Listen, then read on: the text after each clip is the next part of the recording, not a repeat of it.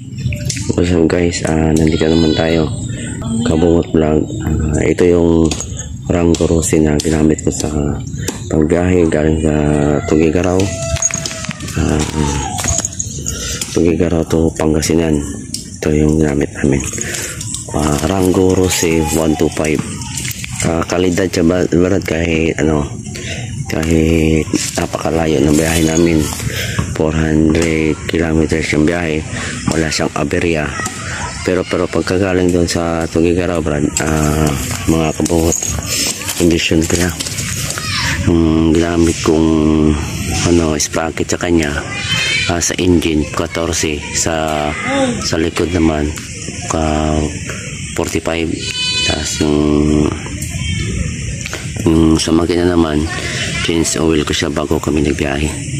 Kaya napakalakas test itong si Rango Rossi ko. Tsaka nilagyan ko ng sidecar. Ayan, yung sidecar niya. Ayan. Huwag kayong magdududa. Dati inaano namin itong Rossi, nakakala namin mag-aaberya siya sa pagbiyahe, pero totoo Brad, siya, tested and proved na siya na kaya niyang tumakbo ng isang araw na 500 kilometers mahigit pa. Yan, napakadaling gamitin si Rango Rossi kasi maliit lang yung gulong niya, tapos may kickstarter siya at saka may starter din. Ito yung mga gauge niya, yan, susi at saka yan, napaka-safe gamitin si Rango Rossi. Yan, ito si Rossi naman, napakaganda.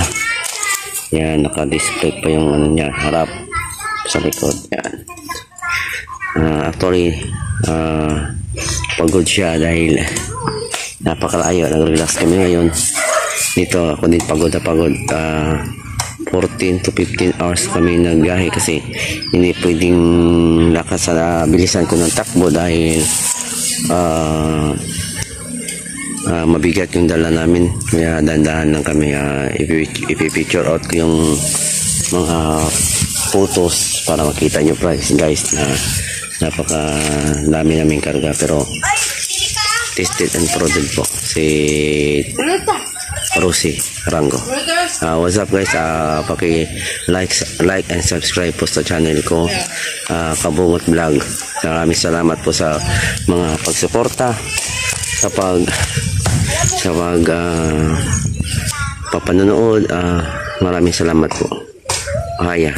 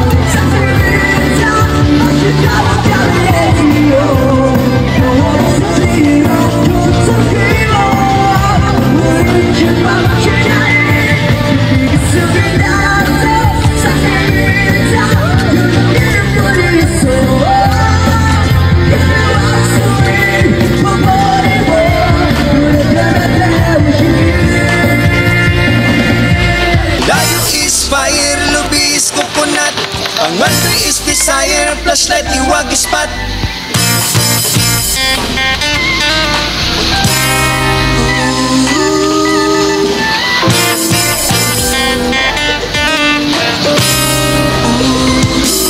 It's another fiery afternoon, so what's so harder than the month of June? So we should go be sharp. We'll know where the water's right, yeah. Let's grab the boards and run to the nearest shore. School is out, let's go now. Heli at the door, yeah. The wave is on fire, the day is getting hot. This is my desire, we want to hit this party, yeah.